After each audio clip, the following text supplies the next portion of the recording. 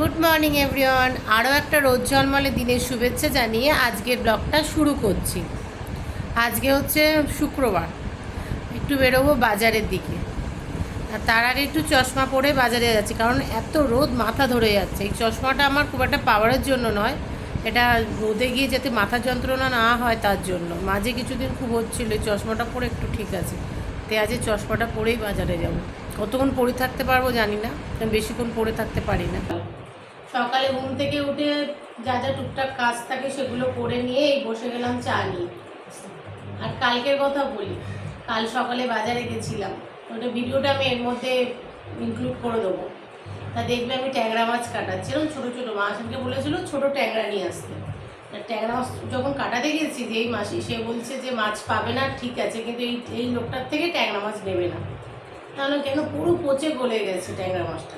তারপরে বাড়ি আসতে পুরো আমার মা বলছে তুই কী নিয়ে এসেছিস সেরকম গন্ধ। তারপরে খুলে দেখা যাচ্ছে পুরো ট্যাংরা মাছটা না পচা। এবার কী করবো, আমার মা বলছে আমি খাবো না, খেয়ে লাস্টে ডায়রিয়া হয়ে যাবে। লাস্টে রান্না করেছে মা, খুব ভালো মানে খেতে খুব ভালো হয়েছে, কিন্তু ট্যাংরা মাছটা পুরো পচে হয়ে গেছে। যাই হোক, আমি আর বাবা অল্প অল্প খেয়েছি। আর কালকে দুঃখের চোটে আর কিছু ভিডিও করিনি। সব কালকে এই ওই ভিডিওটাই এখন থেকে আবার কন্টিনিউ করছি। তা আর নিয়ে এসেছিলাম ছোটো ইলিশ। ওই বাজারে কিছু নেই, ওই ছোটো ইলিশ নিয়ে এসেছিলাম আর ট্যাংরা মাছ। ইলিশটা আজকে হবে, জানি না ইলিশের কী অবস্থা হবে। ট্যাংরা মাছটা নিয়ে এসে পুরো পয়সাটা আমার জলে, মানে আর জীবনের মানে ট্যাংরা মাছ আর আমি কিনবো না। সেই কালকে আর মন খারাপের জন্য ভিডিও করে নিই, আবার আজ থেকে করছি এখন থেকে। আর এই এখন চা খেয়ে নিলাম, এরপর যাবো রান্নাঘরে তরকারি বানাবো, আর মা রুটি করবে। আর ইলিশ মাছটা যে ওই ছোটো ইলিশই নিয়ে এসেছি, দেখা যাচ্ছে। কালকেও বাজারে গিয়ে কিচ্ছু তেমন ভালো মাছ পেলাম না। এই ইলিশগুলো বেচছিলো সেই ছোটো ইলিশ, অরুচি হওয়া সত্ত্বেও নিলাম। আর নিয়েছিলাম এই লোকটার থেকে ট্যাংরা মাছ। তোমরা কেউ এর থেকে খুব একটা চেনা জানা হলে নেবে না, সব পচা মাছ বিক্রি কর।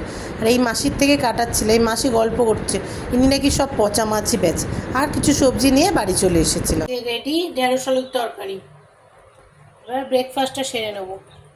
ঢেঁড়স আলুর তরকারি রেডি হয়ে গেছে, এদিকে মা রুটি করছে। এবার ঢেঁড়স আলুর তরকারি আর রুটি ব্রেকফাস্টটা করে নিই, তারপরে হবে আবার রান্নার জোগাড় জানতে।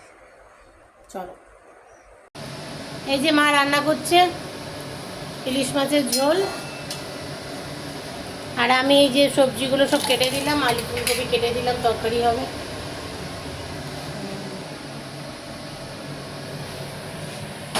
আর এইদিকে দেখো, এই বাড়িটা ভাঙা পড়ছে, এখানে একটা ফ্ল্যাট হবে। এই জানলা দিয়ে শুধু দেখছি, এখন ভাঙাচড়া হচ্ছে, এরপরে আবার এখানে ঘর তৈরি হয়ে যাবে, ফ্ল্যাট তৈরি হবে, দেখা যাক।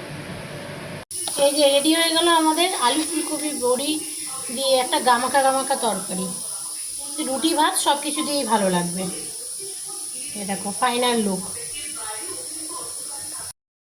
স্নান করে গিয়ে পুজো সারা হয়ে গেল। আজকে আর ফুল নেই, ফুল ছাড়াই পুজোটা সেরে নিলাম। এরপর বসবো লাঞ্চ করতে। স্নান করে এসে পুজো সেরে নিলাম, এখন বসে গেলাম লাঞ্চ করতে। লাঞ্চটা করে নিই, তারপরে আবার বিকালে দেখা হবে।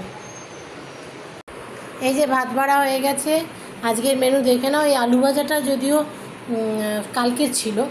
এই ছোলার ডাল পাতলা করে, আলু ফুলকপি বড়ি বেগুনের তরকারি আর ইলিশ মাছের তেল ঝোল। এই আলু ফুলকপির তরকারি আর মাছটা তোমরা রেসিপি বড় ব্লগ আর ছোটো ব্লগে। এই যে বসে গেলাম একটু ঘরেরই ফেসিয়াল কিট দিয়ে একটু ফেসিয়াল করতে। আমি খুব একটা পার্লারে ফেসিয়াল করি না, আমি চেষ্টা করি ঘরেই করতে। বেশ অনেকদিন করা হয়নি, আর রোদে খুব ট্যান পড়ে গেছে মুখটা। এখন বসে গেলাম একটু ফেসিয়াল করে নিই। এরপর বেরিয়েছিলাম একটু দোকান থেকে বাড়ি চলে আসলাম। এর ব্লগটা এইটুখানি। ভালো লাগলে লাইক শেয়ার আর সাবস্ক্রাইব করতে ভুলো না। টাটা।